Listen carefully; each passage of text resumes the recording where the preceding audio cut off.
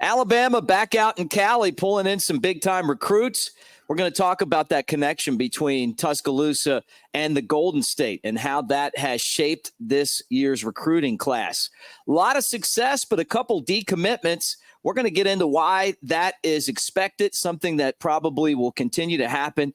And then Nate Oates adding to his coaching staff, all that and more right here on the Bama Tailgate YouTube channel. Like and subscribe. Guys, thank you for being here. Man, we appreciate you guys. We can't tell you how much it means to us to get to hang out with you guys every day. Like, subscribe, and roll Tide.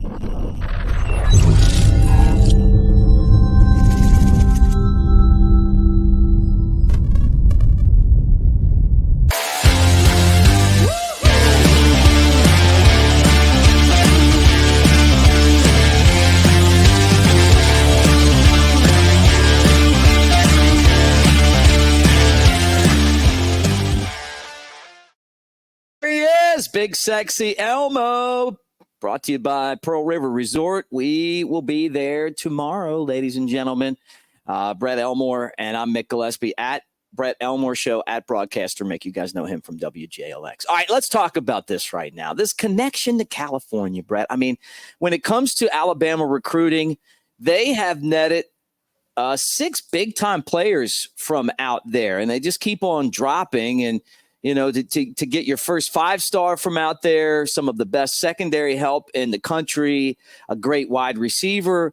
It's really something to see the connection that Coach DeBoer, Courtney Morgan, and his staff have had with the players out there and how they're willing to come halfway across the country to play football. Yeah, and who's the recruiter that's spending all the time in Cali, man? He must be having a lot of fun.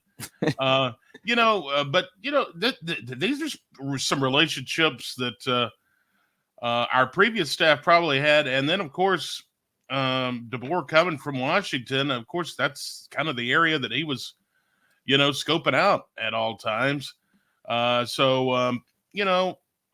We've talked several times about our connection with Mater Dei, which has been a pipeline for us.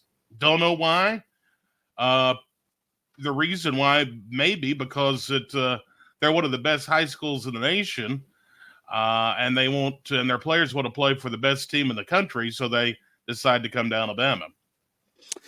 Yeah, I mean, I think that's part of it. I think the other part is, when you look at the opportunity to go to Tuscaloosa and play football, I mean, why wouldn't you take it, right? Alabama, even with a couple recent decommitments, and we're going to get into that, still netting guys from California. And let's just kind of go through the list. Dijon Lee, remember the cornerback, 4-star from Mission Viejo. He comes over. If that wasn't good enough for you, they just keep on rolling.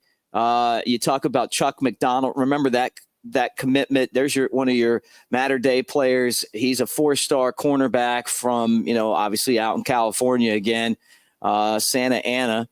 And then if that wasn't good enough for you, Jackson Lloyd, remember the Carmel, California offensive tackle, offensive lineman, the 6'6" guy, 4-star. He's like a baseball and basketball player, not only just football, but he's showing that he's got a bunch of other skills. And then Caleb Edwards, how about him? Earlier this week, tight end, 4-star from Oak Ridge, California. We went to Oak Ridge High School, but that's El Dorado Hills, California. For those of you that have been out there before, Abdul Sanders, we talked about him, another Mater Dei player. This is a linebacker out there, a 4-star. So you're getting 2 guys that are coming from that defense to help at Alabama. That'll make it a little bit easier. I mean, when you're making that jump across the country and obviously the new kicker from out there as well. So it's pretty exciting to kind of see the California connection. I used to live in Chico, California, in Northern Cal.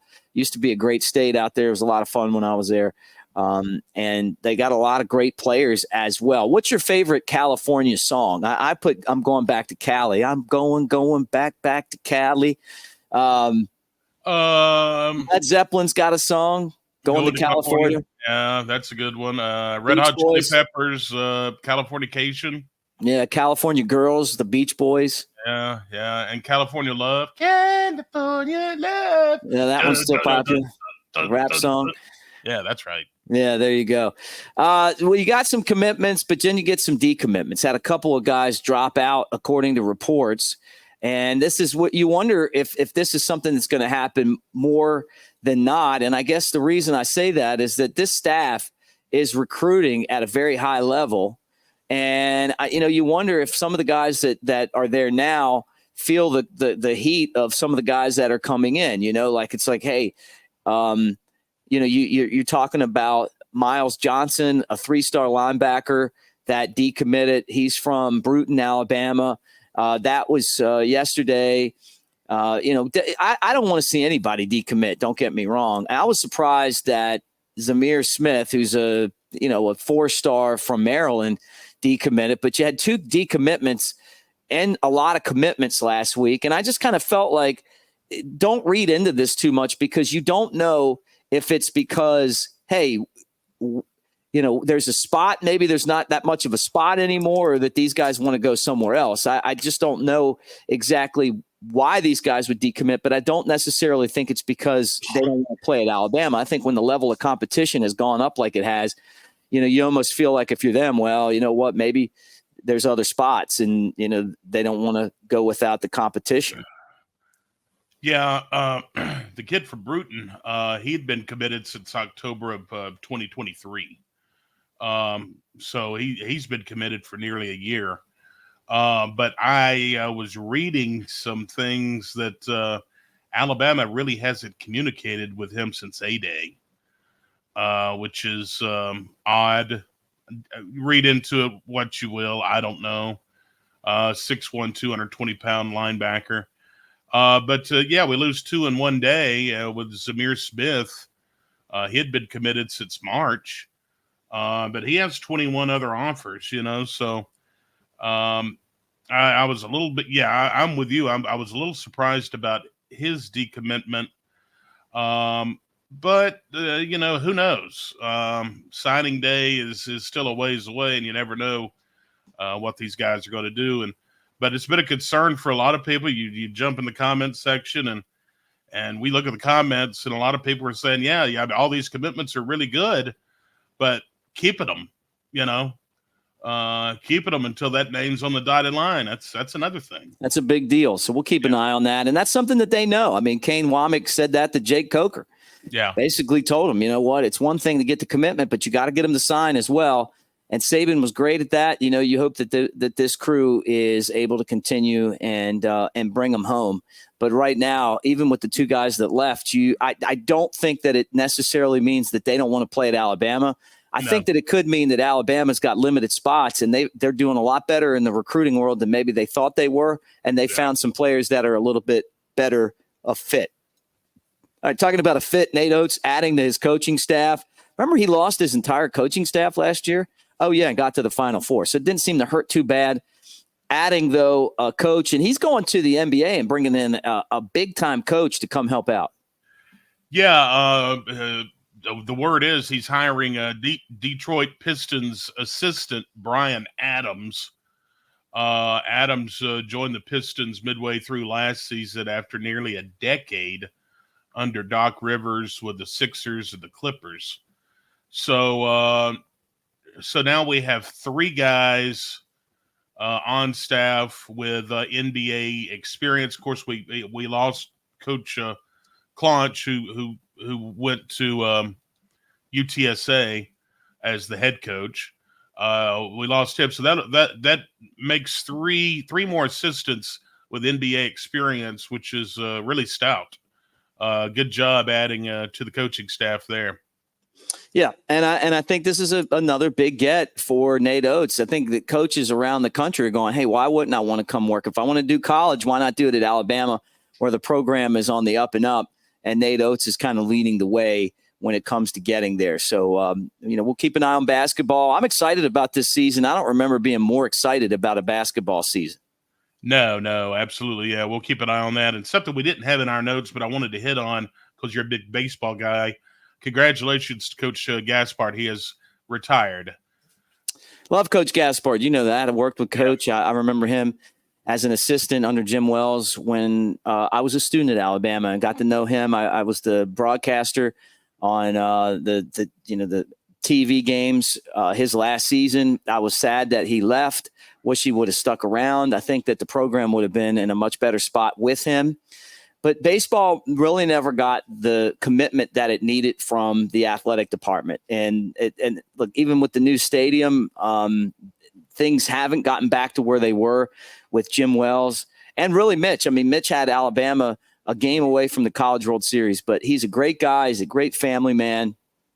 He's someone I like a lot. And, I hope the best is yet to come for him. And I wonder what he's going to do now that he's retired. And honestly, it makes me feel old because just because the funny thing about it is he's just he was always a fresh faced coach, and now he's to the point where he's retiring. So I may have to send him a message, but love Mitch Gaspard, him and Todd Butler and Jim Wells, best coaching staff Alabama ever had to this day. Best coaching staff they ever had. All right, guys, let's talk with Brett about what's going on today. Before we get there, though, the two of us are going to be at Pearl River Resort. We're finally there, Brett. We're finally there. It's time. Actually, we're going to be there later on today. So we can't wait. We're going to see Boys to Men. We're going to do a show from Dancing Rabbit Golf Course, which is the Augusta you can play. You guys can play that golf course if you spend $50 in the sports book. Tomorrow is Big and Rich. We gave away 2 tickets to that. So hopefully we'll see the people that won that. And they'll be out there as well. But we love you guys. We appreciate you being part of what we're doing here. And after this, Brett will take over and he'll do with this show what he wants.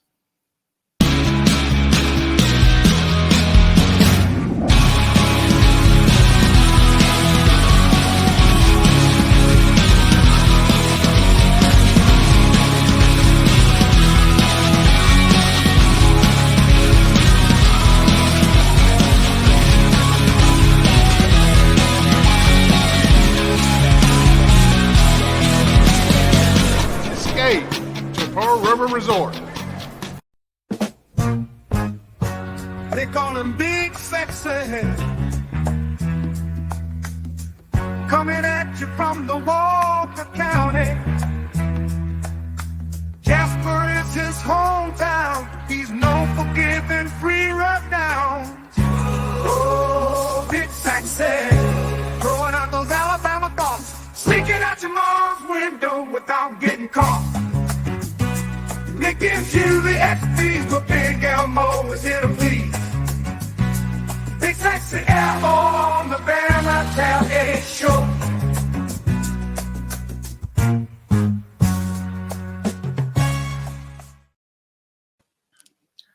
All right, today is July the 5th, 2024. Celebrity birthdays mixter.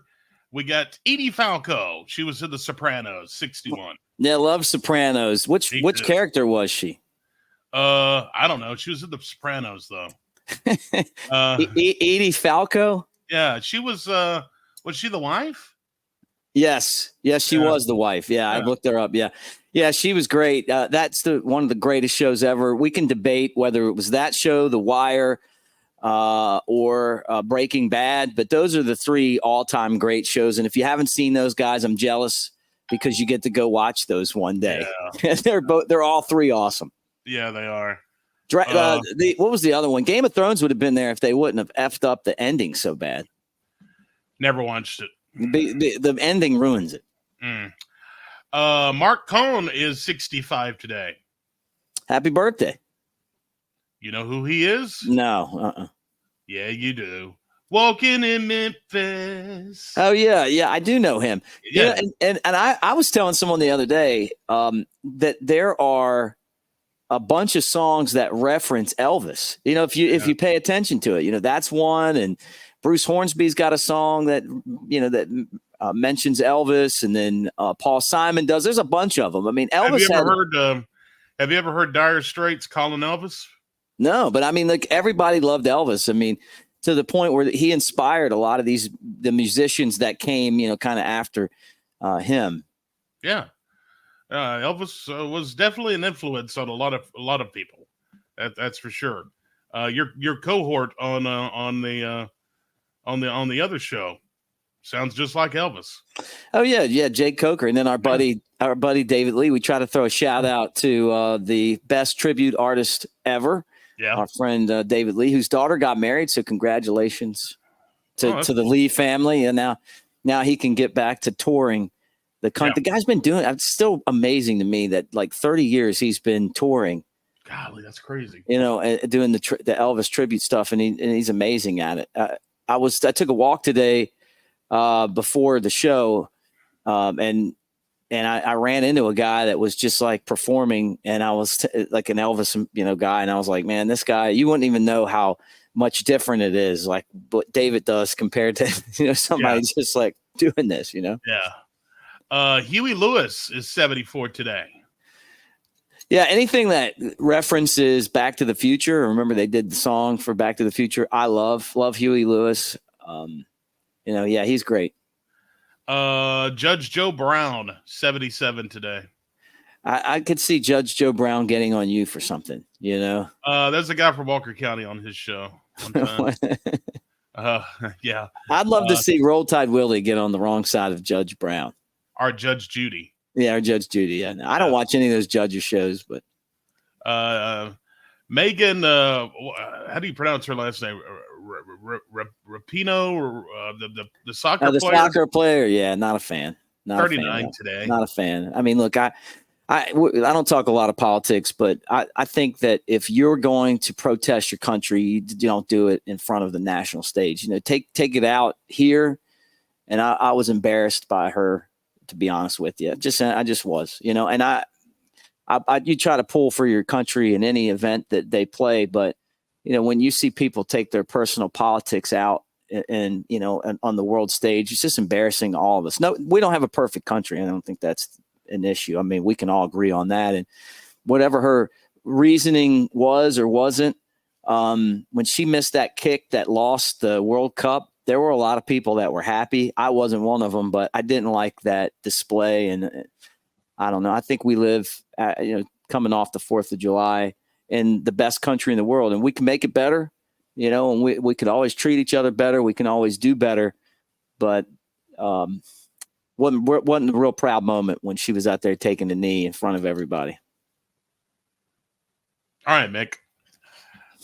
Here's something we can all agree on. Did you? I mean, you didn't mind that? I mean, like no. I'm not saying that. I'm just going to the next subject. Okay. This is something we can all. That's agree what she's famous for. I mean, it's kind of overshadowed her soccer playing days. Made it about her, I mean, instead of the team, and I think that's the other part of it too, man. I mean, like you get a chance to play for your country. Well, I mean, you get a chance. Like, think about like how prideful we all were with the dream team. Jordan and Barkley and all those guys. Winning the best team ever, and like the things that happen in the Olympics, and it's supposed to be what rallies us all together, right? And it's not supposed to be what divides us. That's not the time or place to do a lot of that stuff. I mean, right? I'm not, like, you guys know, I'm all about everyone having their right to an opinion. I went to Alabama, and we used to get in our political science classes with Dr. Alzacoffey and duke it out. And then we would go get beers together and stuff. Right. That's how it should be. Doesn't feel like it's always that way these days. Okay. Will you please let me get to what I was going to get to? All right. Next. Something we can all agree on. Today's National Bikini Day. Oh yeah, I love a bikini. Okay, thank you. If I was a female and I was wearing a bikini, I don't have the body for a bikini. I mean, you have to be in pretty good shape to like pull it off, Brett. Mick, I didn't expect you to have the shape to wear a bikini, pal. We're gonna be in Vegas next week. Right, would you do a Speedo out there? I look. Whatever. Anything for clicks. Show, pal. Anything for clicks. If it'll help this show, I'll get me some red, white, and blue Speedos, and I'll be out there. That would be so funny. That would be so funny. Today is National Bikini Day. Mick, I didn't expect you to wear a bikini today. I know you don't have the body for it. I'm not going to body shame you, pal. Don't body shame me, buddy. But I'm going to put two things together here, Mick, Today's also Work Without Your Hands Day. So I'm just no touching on the bikinis, okay? No touching. Well, look, I work without my hands every day, Brett. Mm-hmm. Yep. I mean, just think about it. I mean, I talk for a living. If I'm not here, I'm broadcasting baseball games or doing something else. I get it. I get it. You can work without your hands. It's tough though. It is tough. It's hard to adjust your microphone without hands. That's right. National Workaholics Day. I put myself in that category, but we love what we're doing. I mean, you too. Yeah. You know, we both, when we're not, sitting around gossiping like a couple of old hens, right? We're working. That's right. The reason why it is National Bikini Day is because in 1946, the bikini bathing suit created by just an incredible American, or actually, I think he was French, Louis Reard, debuted at a parish. Look at you, Walker County. Walker Yeah, he was County Walker. reference. Paris. Townley. It was at Townley, Yeah, Oakman, Yeah, and Barry. fashion show. The bikini was named for Bikini Atoll in the Pacific Ocean. Nice. Which had been the site of a U.S. atomic test explosion 4 days earlier. How about that? So they tested the atomic bomb. They say, "Hey, we'll just name this the Bikini." Yeah. How about that? 1954. Speaking of Elvis, big day. Elvis Presley's first commercial recording session took place at Sun Records. He walked in there and he recorded "That's All Right, Mama." That's all right, Mama. That's all right with me. How about when they're in there working, and then this guy shows up, and he sings that song, and they're like, "Oh my God!" I think somebody's like, "I think we just hit the jackpot." I think we're going to make a few dollars on this. Yeah, kid. right. This kid's got something. Yeah. If he just wouldn't shake them hips like that. What's that boy doing? That boy's just jiving all over. Gonna make these girls all crazy. And here they are wearing their bikinis. Good God, what's happening to this country? Yeah. Anyway, let's see what else here. 1994, Amazon was founded by Jeff Bezos. And I've given Jeff a lot of my money. I mean, it's just so easy, And I try to, shop locally, but it's just the time that it saves you. Like you just go on there and buy something and it shows up at your house. And if you don't like it, you can just send it right back.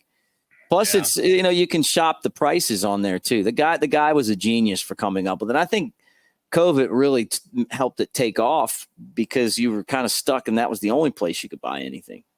Yeah. And it just makes it so easy. And there's days where packages will come to my door and I think, what did I order? Yeah, what is this? I've heard you say that before. Just put it over there with the rest of the packages. If you was to see my living room right now, you would be amazed because there is stuff everywhere because I'm working on a project and no, it's because you're a hoarder. That's right, I'm a hoarder. I collect Amazon boxes and those little mailers with the bubble wrap on the inside where I can pop all those. Yeah. That's what I do at night. I sit by myself in the dark and I pop those. Yeah. So anyway, that's a look at this day in history. But I also want to say congratulations to the hot dog eating guy, Patrick Bertoli. He won the hot dog eating contest yesterday, the Nathan's hot dog eating contest. Of course, we didn't have Joey Chestnut in there. He ate Kobayashi, but he ate 58 hot dogs. It was a very close race.